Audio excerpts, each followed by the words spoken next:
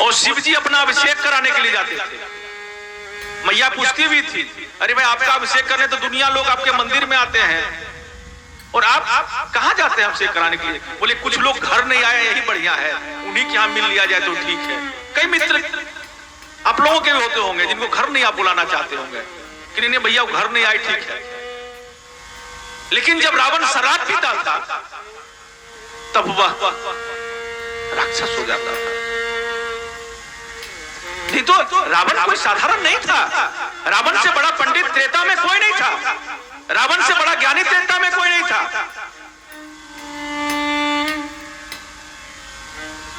अब बोलेंगे महाराज जी आप राम कथा सुना रहे हैं कि रावण कथा सुनाने लगे, लेकिन जो सच है, जो शास्त्रों में लिखा है, जानना चाहिए आपको। राम का विवाह कराने वाला भी रावण था।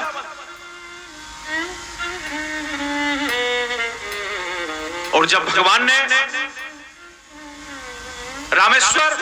रामेश्वरम में कामना शिवलिंग की स्थापना की तो उसके पंडित भी रावण थे। रावण कोई साधारण नहीं था।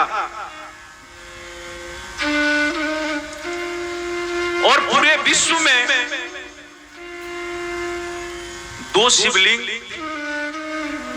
केवल रामेश्वरम में, जो गए होंगे वो देखे होंगे। कई लोग कथा भी जानते होंगे कैसे 2 शिवलिंग वहां, लेकिन आज जान लीजिए कि भगवान राम जब समुद्र के किनारे पहुंचे हैं तो उनकी इच्छा हुई कि कामना शिवलिंग की स्थापना किया जाए। आगे कोई भी शुभ कार्य करना है तो मैंने कल भी कहा था, परसों भी कहा था कि बिना शिव जी का कल्याण नहीं होने वाला है। और राम कथा में आपने देखा, अभी सुना, भरद्वाज जी ने राम जी के बारे में पूछा है, राम कौन है, लेकिन कथा शिव जी की पहले सुनाया है। राम कथा में भी शिव कथा पहले आई है। इसीलिए शिव जी के बिना हमारा और आपका तो छोड़िए किसी का कल्याण नहीं होने वाला, क्योंकि शिव का नाम ही कल्याण है।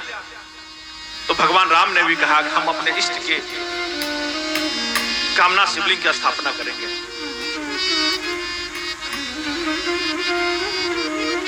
पंडितों को बुलाया गया है, सबने कहा कि जो आप कामना शिवलिंग स्थापना करना चाहते हैं वैसा पंडित केवल एक ही है जो करा सकता है। बोले कौन? बोले रावण। बोले रावण कैसे कराएगा? मैं तो उसी को मारने के लिए, समुद्र को पार करने के लिए ये कामना शिवलिंग की स्थापना करा रहा हूं। इन लोगों ने कहा नहीं, एक बार निमंत्रण भेज के देख लिया जाए।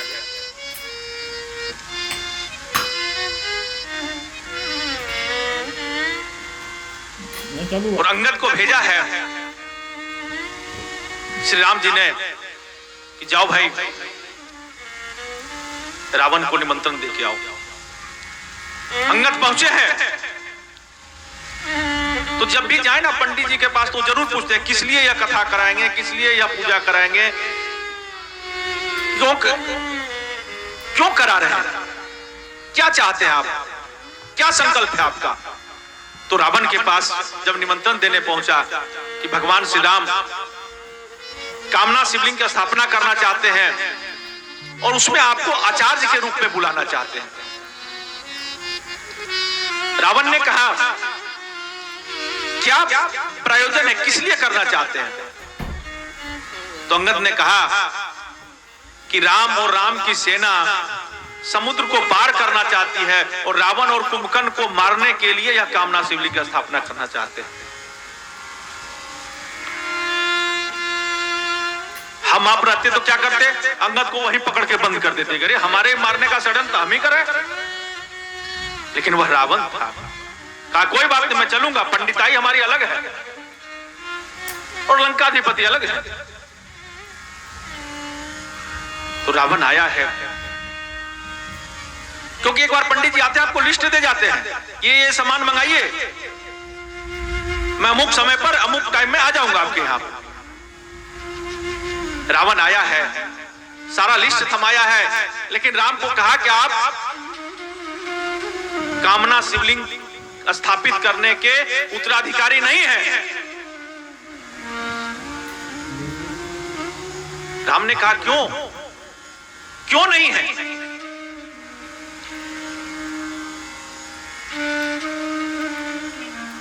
जब किसी का विवाह हो जाए तो धार्मिक कार्य करने के लिए पति पत्नी का होना जरूरी है कि नहीं है? बताइए आप लोग। पति पत्नी को दोनों होना चाहिए। कोई भी धार्मिक कार्य करें तो विवाह के पश्चात पति पत्नी का होना अनिवार्य है, नहीं तो आप अधूरे माने जाएंगे।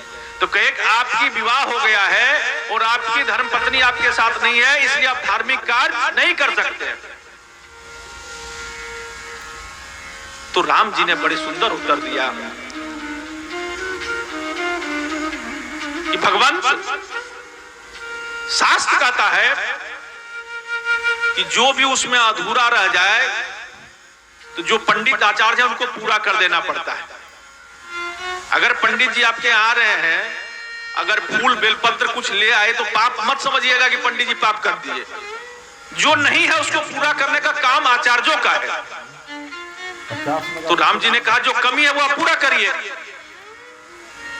कहा कि ठीक है, सही बात है, शास्त्र ऐसा कहता है। बोले ठीक है, आप तैयारी करिए, मैं सीता मां को लेके आऊंगा। और जब कामना शिवलिंग की स्थापना का वो तिथि था तो रावण सीता मां को लेके समुद्र के किनारे आई है और राम और रावण ने पूजन किया है।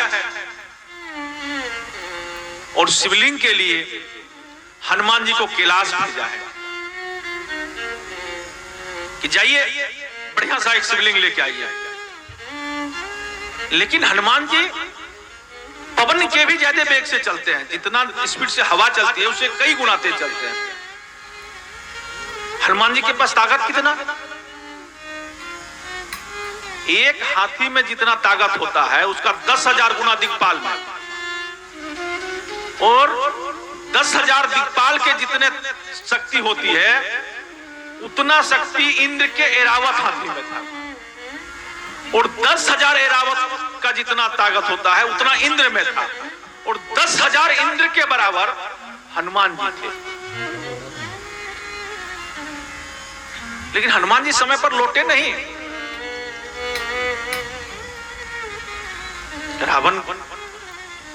राम चिंतित होने लगे।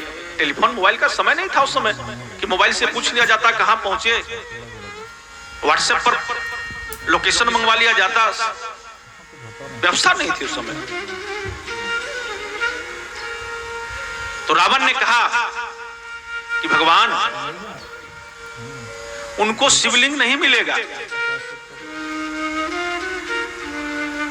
बोले क्यों नहीं मिलेगा?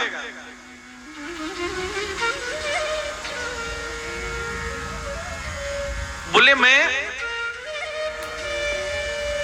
एक बार नारद जी के कहने पे नारद जी ने कहा कि अगर आपको राम से बचना है, अगर कैलाश को सुरक्षित रखना है तो शिव जी की उपासना करिए और शिव जी को ही लंका ले आइए, क्योंकि शिव जी ही संहार करेंगे। और जब वही आपके साथ रहेंगे, पुलिस वाला आपको पकड़ेगा, यहाँ का एसपी साथ साथ होंगे, तो पकड़ पाएगा पुलिस वाला? तो कहे कि उन्हीं को ले आइए आप। नारद जी कौन थे? नारद, जिनकी बात कहीं रद्द न हो। नारद जी भगवान के मन थे। राक्षसों को भी बुद्धि बताते थे, भगवान को भी बताते। और ऋषि मुनियों का यही काम है कि जो आ जाए उसी का कल्याण का बता देना। ऐसा नहीं कि एक पक्षीय करना। आप आ गए तो आपका भी, आपका विरोधी आ गया तो उनको भी। हम तो गांव में हम लोग हैं। तो उन्होंने कहा कि उस समय मुझे कहा था कि आप शिव जी को ले आइए। और मैंने घोर तपस्या किया, इतनी तपस्या की, जब भगवान प्रसन्न नहीं हुए ना तो मैं कहा कैलाश